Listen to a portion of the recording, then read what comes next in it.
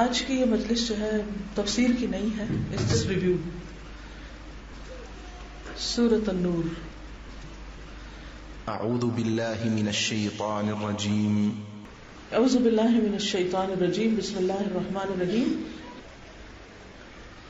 مکمل یکسوئی، مکمل خاموشی، اللہ کی طرف رجوع قرآن پاک سیکھنے کے بنیادی آداب میں سے ہے۔ سب ایک دفعہ درود شریف پڑھیں دل میں، دعا کیجیے کہ اللہ تعالیٰ ہمیں سورۃ نور جیسے نازل کی ہے ویسے ہی سمجھا دے اور ہمارے اندر واقعی روشنی اتار دے، ایسی روشنی کہ جس میں ہم اپنی غلطیوں کو دیکھ سکیں۔ اس وقت آپ کے سامنے آیات کو ایک ڈفرینٹ سٹائل سے لکھا گیا ہے تاکہ آپ ان کو جب دیکھیں تو بہت اچھے طریقے سے ان پر غور کر سکیں اور ان کا معنی اخذ کر سکیں۔ اب آپ دیکھیے ایروز کو خاص طور پر آپ دیکھیے گا، سورۃ انزلناها وفرضناها وانزلنا فیها آیات بینات لعلکم تذکرون۔ بات زیادہ بہتر سمجھ آ رہی ہے نا کہ مین چیز کیا سورت ہے۔ اللہ سبحانہ وتعالیٰ نے اس کے لیے دو باتیں کہی ہیں، انزلناها وفرضناها، اور تیسری ہے وانزلنا فیها آیات بینات۔ وائی؟ کیوں اللہ نے یہ سارا اہتمام کیا؟ لعلکم تذکرون۔ اوکے، اگلی آیت ہے الزانیۃ والزانی، عورت اور مرد دونوں کا ذکر ہے۔ کیا حکم ہے ان دونوں کے لیے؟ پڑھیے۔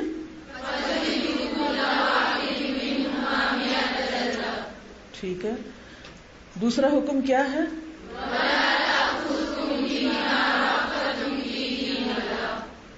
یعنی کیا کرنا ہے، کیا نہیں کرنا؟ ترس نہیں کرنا۔ جی، ان کنتم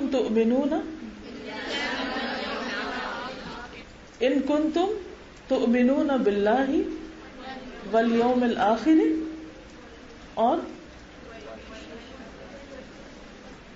دیکھیں سورۃ نور جہاں تک میں نے سمجھی ہے، پوری سورت پر میں نے کئی بار غور کیا ہے، اور جس سے پڑھائی ہے میں اس کے کچھ حصے بار بار پڑھ رہی ہوں، دیکھ رہی ہوں، ان پہ غور و فکر کر رہی ہوں۔ سورۃ نور کو لوگ عام طور پر پردے کی سورت کہتے ہیں کہ اس میں پردے کا حکم ہے، لیکن مجھے سورۃ نور اس سے کہیں آگے بہت کچھ میسج دے رہی ہے، اور اس میں ایک بہت بڑا سبق جو میں نے سیکھا وہ یہ تھا کہ جب تک دین اور دنیا کو، اللہ کی کتاب اور اللہ کی آیات کو جو کائنات میں بکھری ہوئی، ان دونوں پر غور نہ کیا جائے، ان دونوں کو ساتھ لے کر نہ چلا جائے، اس وقت تک اللہ کی رضا یا اللہ کے مطلوبہ بندے آپ نہیں بن سکتے۔ جہاں ایک طرف شریعت کے احکامات ہیں، وہاں دوسری طرف کائنات میں غور و فکر کی دعوت بھی ہے۔ آج کے دور میں دین پڑھنے پڑھانے والے جب تک قرآن کو سمجھنے کے ساتھ ساتھ ٹیکنالوجی کے ماہر نہیں ہو جاتے، وہ قرآن کا حق ادا نہیں کر سکتے۔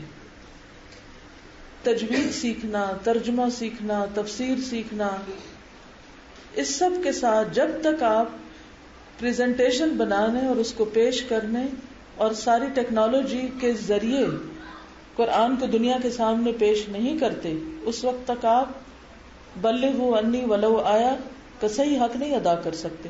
اس دور میں اس دور کی ضرورت کے مطابق یہ کام ہوا تھا، آج کے دور میں آج کے طریقوں اور آج کی ضرورت کے مطابق اس میسج کو آپ کو عام کرنا ہے۔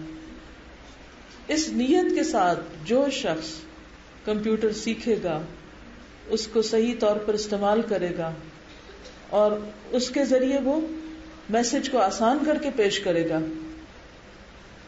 وہی کامیاب ہوگا۔ مسلمان اس دور میں کیوں پچھڑے پڑے ہیں، کیوں پیچھے ہیں؟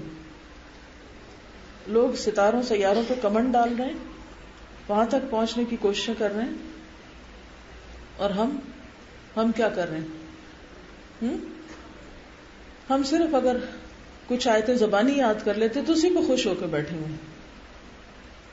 قرآن تو سارے انسانوں کے لیے، اور مختلف انسان مختلف ذہن کے حامل ہیں. ان کو جب تک ان کی زبان میں ان کے طریقوں پر بات نہیں سمجھائی جائے گی تو بات نہیں بنے گی. تو اب دیکھتے ہیں کہ آپ میں سے کتنے لوگ ٹیکنالوجی کے ماسٹر ہوتے ہیں. جی، آپ نے دیکھا مرد ہو یا عورت دونوں کے لیے ایک ہی حکم ہے. کیا ہے؟ وَاجْلِدُوا كُلَّ وَاحِدٍ مِّنْهُمَا مِائَةَ جَلْدَةٍ. اور کیا نہیں کرنا؟ وَلَا تَأْخُذْكُمْ بِهِمَا رَأْفَةٌ فِي دِينِ اللَّهِ إِن كُنتُمْ تُؤْمِنُونَ بِاللَّهِ وَالْيَوْمِ الْآخِرِ. یہ اگر اسٹریٹ نیچے آئے اور اس کے نیچے پھر اگلی بات آئے تو زیادہ واضح ہوگی. یعنی اگر تمہارا اللہ اور یوم آخرت پر ایمان ہے تو تم ایسے ضرور کرو گے. یعنی اس کا یہ مطلب ہے کہ ایمان ہوگا تو ہی اللہ کی حدود کو بھی تم مانو گے اور ان پر عمل کرو گے. پھر طریقہ بتا دیا گیا. کیا؟ پڑھیے.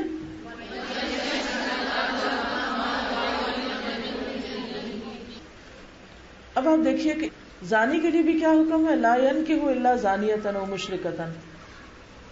اور دوسری طرف آپ دیکھیے دونوں کے ساتھ ایکول سلوک کیا جا رہا ہے. ٹھیک ہے، اب یہ کمپیریزن سمجھ آ رہا ہے نا مرد اور عورت کے بیچ میں. یہ اگر اسٹریٹ سیدھی آیت لکھی ہو تو بات نہیں بنے. اور دونوں کے لیے کیا حکم ہے؟ وَحُرِّمَ ذَلِكَ عَلَى الْمُؤْمِنِينَ. اور یہ حرام کر دیا گیا ہے باقی مومنوں پر. اس سے یہ بھی پتہ چل رہا ہے کہ عام مومنوں کو اور زانی اور زانیہ کو الگ بھی کر دیا گیا. کیونکہ حدیث میں آتا ہے نا کہ زانی اور زانیہ جب زنا کرتے ہیں تو ان کے اندر ایمان نہیں ہوتا. اگلا قانون پاک دامن عورتوں پر زنا کا الزام لگانا، اسکینڈل مشہور کرنا. پڑھیے والذین یرمون المحصنات. کیا سلوک کرو ان کے ساتھ؟ نمبر 1. نمبر 2. اور ان کا حکم کیا ہے؟ کون ہے یہ؟ کس کی فاسقون؟ کس کی بات ہو رہی ہے؟ جی، یہ ان کی بات ہو رہی ہے. والذین یرمون المحصنات کی بات ہو رہی ہے. ٹھیک ہے، یہ وہ لوگ ہیں جو الزام لگاتے ہیں اور گواہ نہیں لاتے. ان کو 80 کوڑے پڑ جائیں گے. ٹھیک ہے، اس حکم سے کون ایگزمپٹڈ ہے؟ کون لوگ سزا سے بچ سکتے ہیں؟ الا الذین. نمبر 2. ان کا انجام کیا ہوگا؟ یعنی اللہ ان پر رحم فرمائے گا. اس سے کیا پتہ چلتا ہے کہ توبہ کے ساتھ اصلاح بھی ضروری ہے اگر آپ چاہتے ہیں کہ اللہ آپ پر رحم فرمائے. توبہ صرف زبانی کلامی سوری کہنے کا نام نہیں کہ سوری ہم سے غلطی ہو گئی، ہم نے آپ پہ اتنا بڑا الزام لگا دیا، کائنڈلی فارگیو می. کافی ہے؟ اتنا نہیں کافی. آگے کیا کرو؟ اصلاح. اگلا قانون، اور یہ ہے قانون لعان. والذین یرمون ازواجہم. دوسری عورتوں پر تو الزام لگانے سے اور سزا ہے، لیکن جو اپنی بیوی پہ الزام لگائے گا ولم یکن لہم شہداء، اور ان کے پاس گواہ نہیں، الا انفسہم، سوائے اپنے آپ کے، تو یہ پھر کیا کریں گے؟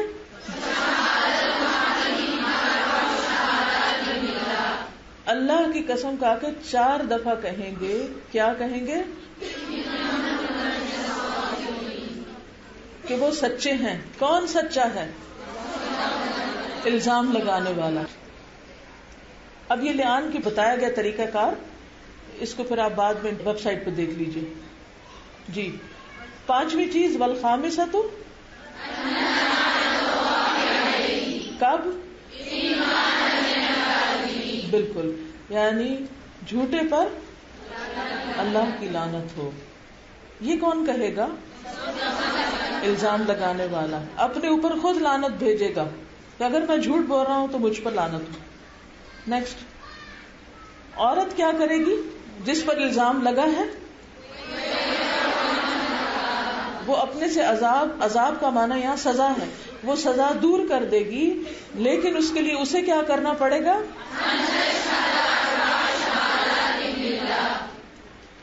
کس بات کی گواہی دے گی؟ کہ اس کا شوہر. اور 5ویں دفعہ کیا کہے گی؟ والخامسۃ. کہ اللہ کا غضب خود اس عورت پر ان کا نا اگر شوہر سچا ہے جی. پھر ولولا فضل اللہ علیکم ورحمتہ تو کیا ہوتا؟ نہیں تو یہی تو بھولے آپ. یہاں ایک چیز حذف ہے, وہ کیا ہے؟ دوبارہ غور کیجیے. اب قانون لعان کے بعد اللہ تعالیٰ فرماتے ہیں کہ اگر تم پر اللہ کا فضل اور اس کی رحمت نہ ہوتی تو کیا ہوتا؟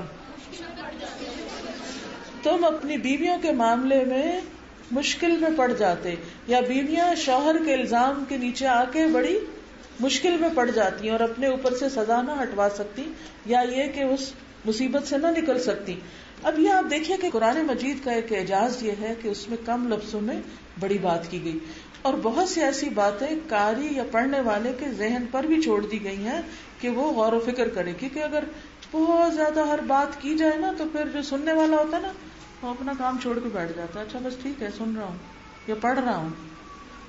قرآن پاک کسی عام کتاب کی طرح یا کوئی مینول بک نہیں. مثلاً اگر آپ خریدتے ہیں کپڑے دھونے کی مشین تو اس کا سٹائل کیا ہوتا ہے؟ اس کے ساتھ جو گائیڈ بک ہوتی ہے وہ آپ کو کیا بتاتی ہے؟ آپ ایک ٹیپ ریکارڈر خریدیں, آپ مشین خریدیں, آپ کوئی چھوٹی سے چھوٹی پروڈکٹ خریدیں, اس کے ساتھ ڈھیر کتابوں کا آ جاتا ہے. اب آپ اس کو کھولتے ہیں, اب اس کو پڑھنے لگتے ہیں. وہ آپ کو کہتے ہیں نمبر 1 کیا کریں, do this do this do this do, اتنی لمبی لسٹ. انسان کہتے ہیں بس کرو.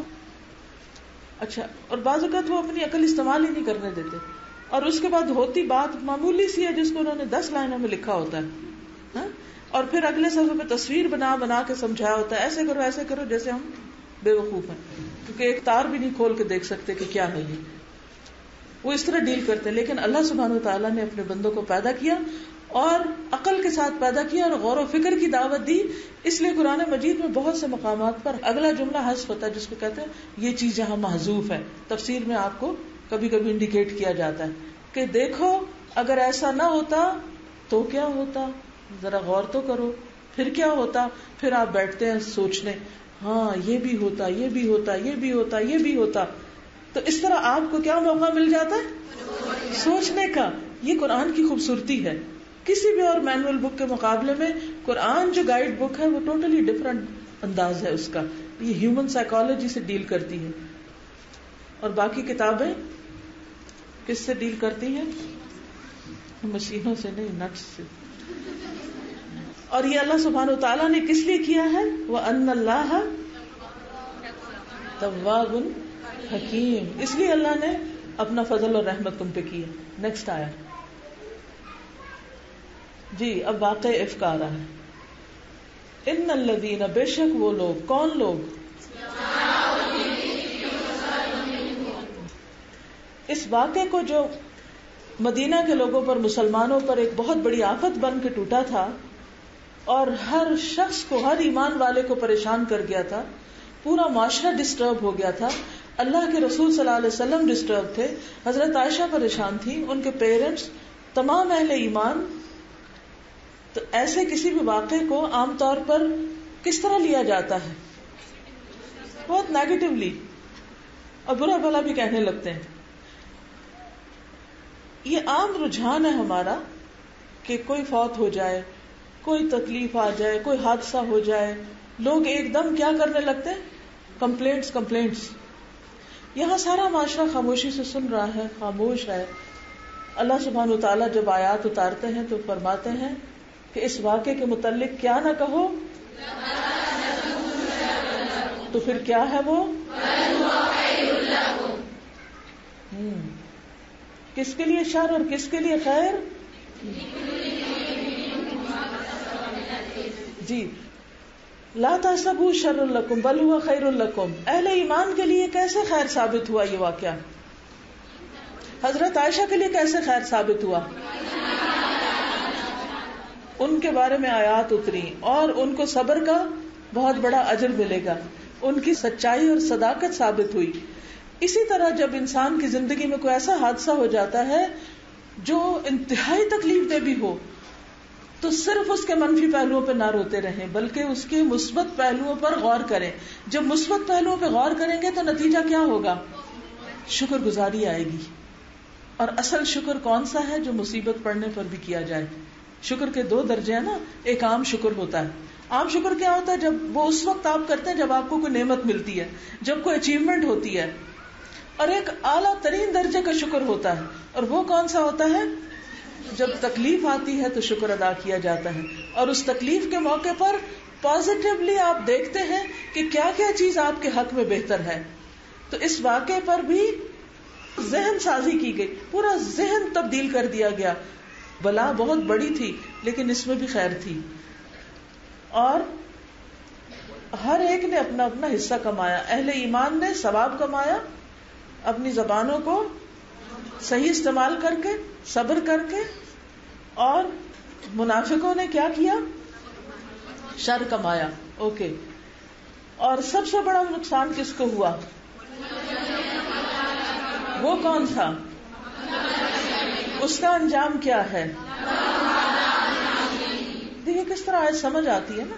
نیکسٹ جی, اب عام اہل ایمان کو حکم دیا جا رہا ہے, لولا اذ سمعتموہ, جب تم نے اس کو سنا تھا تو ظن المؤمنون والمؤمنات بانفسہم, اپنے بارے میں تم نے اچھا کیوں نہیں سوچا؟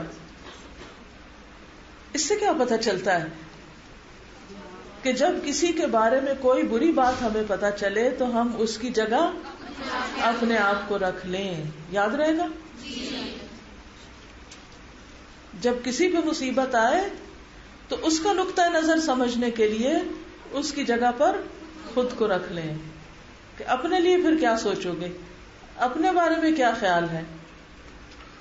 وَقَالُوا هَذَا إِفْكٌ مُبِينٌ, تو واقع کیا تھا؟ دراصل افکن مبین تھا, کھلا جھوٹ.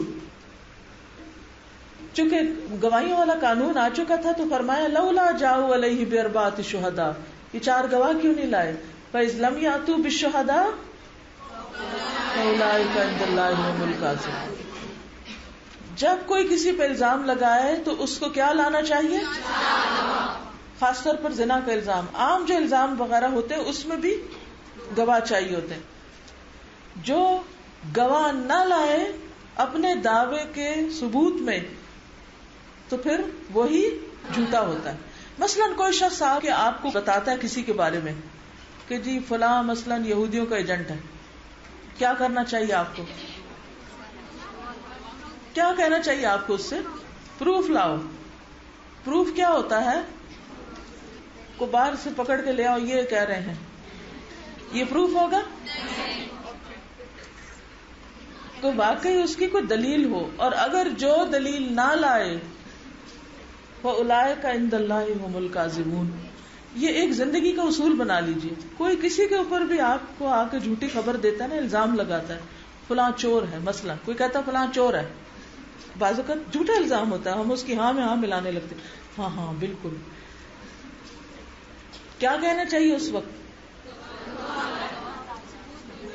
دیکھیں گواہ لاؤ کہ بعض اوقات نہیں ہوتا, آپ کہیں پروف, قل ہاتوا برہانکم, پروف لاؤ. تم نے دیکھا ہے کیا چرایا اس نے, اور کس نے دیکھا ہے؟ زنا میں 4 بندے لاؤ پھر بات مانی جائے گی. اللہ سبحانہ وتعالیٰ نے عورت کو کتنی protection the, on the whole مردوں کو بھی دی, کہ کوئی کسی کو بدنام نہ کرے. اگر کسی نے کسی کے اوپر الزام لگایا اور اس کے پاس 4 گواہ نہ ہوئے تو پیچھے سزا گزر چکی ہے. اور اس کیس میں بھی, حضرت عائشہ کے کیس میں بھی, چونکہ وہ گواہ کوئی نہیں تھے, لہذا جب یہ آیات اتری تو نبی صلی اللہ علیہ وسلم نے حد جاری کروا دی, یعنی 80 کوڑے ان کو لگ گئے, جن میں سے 2 مرد تھے اور 1 عورت بھی تھی. عورت کو بھی کوڑے لگے تھے. تو بات یہ ہے کہ کسی کی بھی عزت, خصوصاً ان معاملات میں, اور لڑکی کی عزت خاص طور پر, کوئی معمولی بات نہیں, اس کی پوری زندگی کو روئن کر دینے والی بات ہوتی ہے. تو اگر کوئی ایسی بات کرے تو اس کی سزا بہت بڑی ہے.